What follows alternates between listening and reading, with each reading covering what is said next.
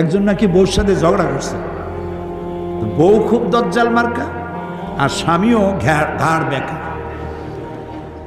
কেউ কারো থেকে কম না।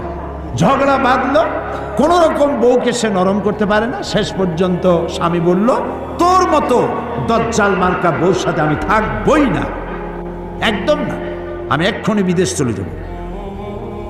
এই কথা বলে চিন্তা করলো যে বউ অন্তত আমারে ধরবে, মাপ চাইবে। তো দেখে যে বউ মাপ টাপ চায় না।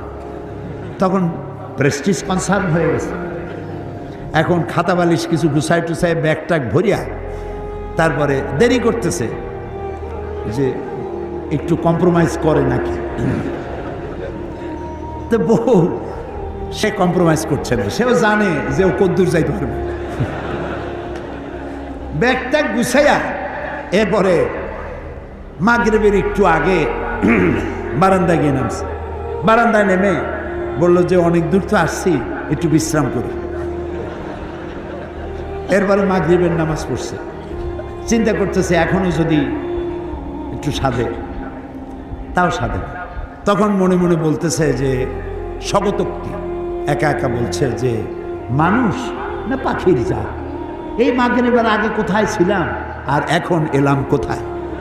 বউ কইছে হইছে তোমার বিদেশে যাওয়া, গর্তে বারান্দায় গিয়েই কও যে এখন সন্ধ্যার আগে ছিলাম কোথায়, এখন আসছি কোথায়। তোমার আর বিদেশে যায় কাম নাই, ঢোকো আমার মশারির তলায়।